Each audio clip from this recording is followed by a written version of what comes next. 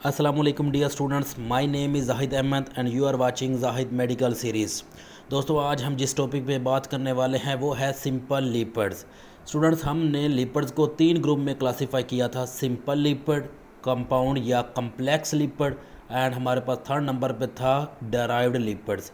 आज हम जिस टॉपिक पे बात कर रहे हैं वो है simple lipids. Student simple lipid जो है इसमें सिर्फ 2 ग्रुप्स आते हैं, एक हमारे पास है फैटी एसिड, एक आएगा फैटी एसिड और दूसरा होता है अल्कोहल। तो सिंपल लिपिड्स में हम सिर्फ 2 टाइप्स को स्टडी करते हैं। सिंपल लिपिड्स में एक आता है फैट, सिंपल लिपिड्स में एक आते हैं फैट, ये एक सिंपल लिपिड होता है, और दूसरा हमारे पास होता है वॉक्सीज। स्टूडेंट सिंपल लिपिड्स में एक आता है फैट्स आते हैं और दूसरे नंबर पे वॉक्सीज आते हैं। स्टूडेंट्स इन दोनों का डिफरेंस कहाँ पे होता है? ये दोनों डिफरेंस होते हैं सिर्फ अल्कोहल की बुनियाद पर। On the basis of alcohol these 2 groups are differentiated. कैसे? अगर हम देखें फैट्स में तो हमारे पास आता है स्टूडेंट्स नंबर 1 फैटी एसिड। तो फैटी एसिड जो है वो फैट्स में भी होता है, वॉक्सीज में भी होता है, ये तो होता है सेम। लेकिन जो बात आती है अल्कोहल की, तो स्टूडेंट जो फैट होता है इसमें अल्कोहल होती है ग्लिसरॉल। इसमें अल्कोहल कौन सी होती है? इसमें अल्कोहल होती है ग्लिसरॉल। जबकि वॉक्सीज जो होते हैं इसमें अल्कोहल होती है सीटाइल अल्कोहल। इसमें अल्कोहल कौन सी होती है? इसमें अल्कोहल होती है सीटाइल अल्कोहल। इन दोनों अल्कोहल में डिफरेंस क्या होता है? स्टूडेंट जो ग्लिसरॉल है ये 3 कार्बन कंटेनिंग अल्कोहल होती है। ये कितने कार्बन पर मुश्तमिल होती है? 3 कार्बन पे। जबकि सीटाइल अल्कोहल जो होती है ये 16 कार्बन पे मुश्तमिल होती है। तो इसी अल्कोहल की बुनियाद पर हम क्या करते हैं? फैट और वॉक्सीज को डिफरेंशिएट करते हैं। लेकिन ये दोनों के दोनों क्या हैं? सिंपल लिपिड्स हैं, क्योंकि दोनों में एक फैट आ रहा है और दूसरा आ रहा है अल्कोहल। तो इसीलिए हम इनको कहते हैं these are the simple lipids.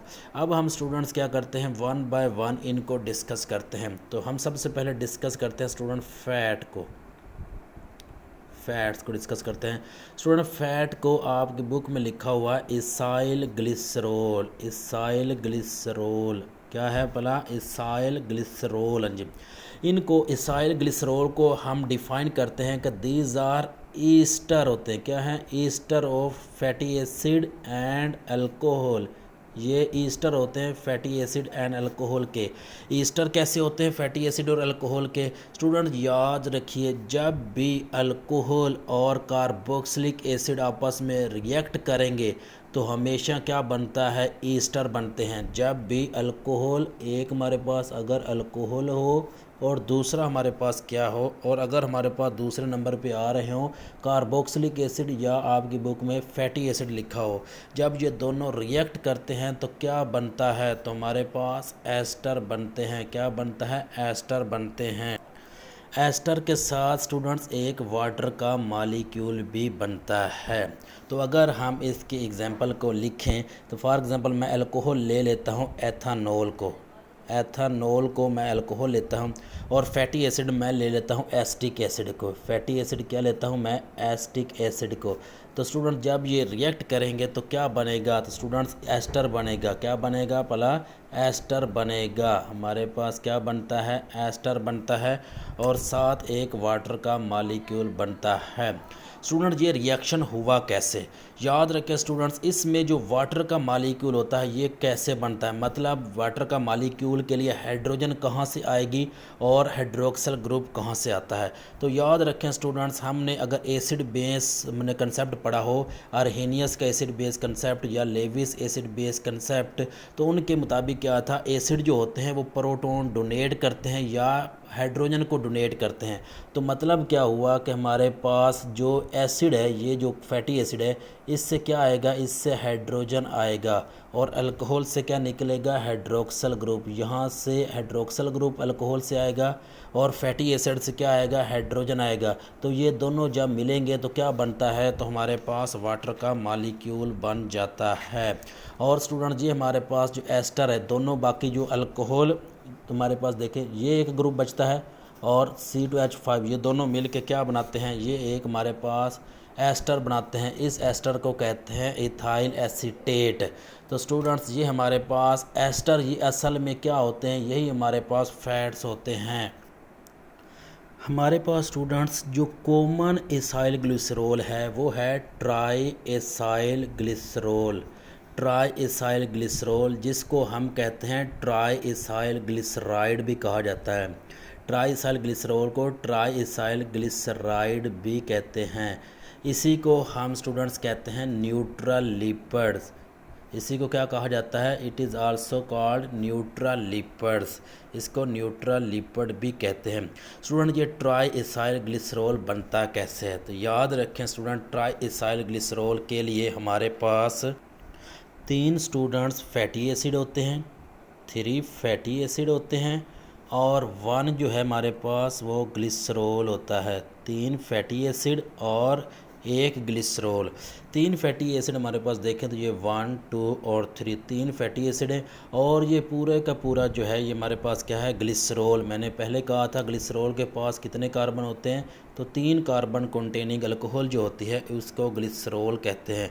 तो स्टूडेंट 3 फैटी एसिड 1 ग्लिसरॉल मिल के क्या बनाते हैं? हमारे पास एस्टर बनाते हैं जिसको कहते हैं ट्राई ग्लिसराइड।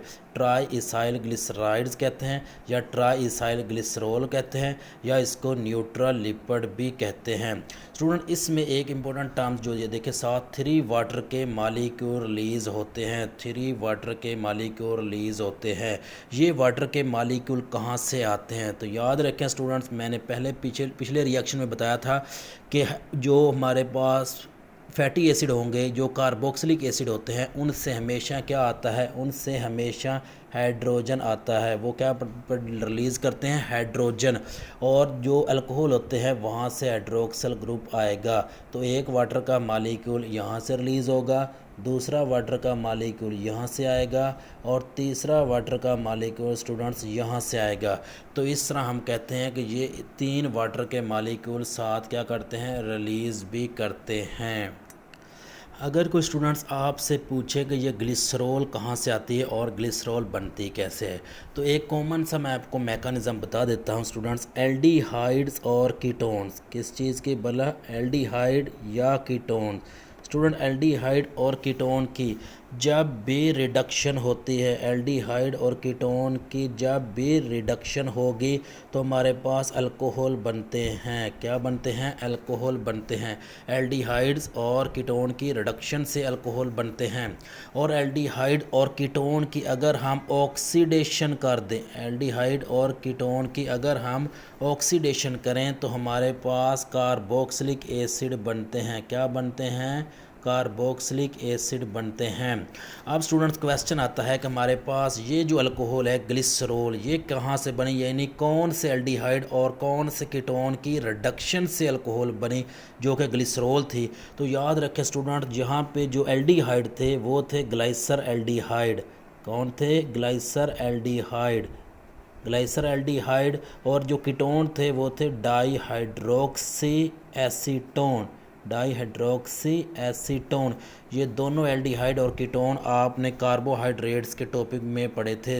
यानी ये दोनों एल्डिहाइड भी, ये भी 3 कार्बन पर मुश्तमिल होता है, कीटोन भी 3 कार्बन पे मुश्तमिल होता है। और जब इनकी रिडक्शन होती है, जब इनकी रिडक्शन होती है तो हमारे पास क्या बनते हैं स्टूडेंट्स? हमारे पास जो अल्कोहल बनेगी वो 3 कार्बन वाली अल्कोहल होगी जिसको ग्लिसरॉल कहते हैं। ये ग्लिसरॉल जो होगा ये आगे जाके फैटी एसिड के साथ रिएक्ट करके तो हमारे पास क्या बनाते हैं स्टूडेंट? फैट्स बनाते हैं जिसको ट्राई इसाइल ग्लिसरॉल या ट्राई इसाइल ग्लिसराइड्स या न्यूट्रल लिपिड भी कहते हैं। तो ये था हमारे पास स्टूडेंट्स ट्राई इसाइल ग्लिसरॉल या इसाइल ग्लिसरॉल का टॉपिक। अब हम बात करेंगे वॉक्सेस के ऊपर।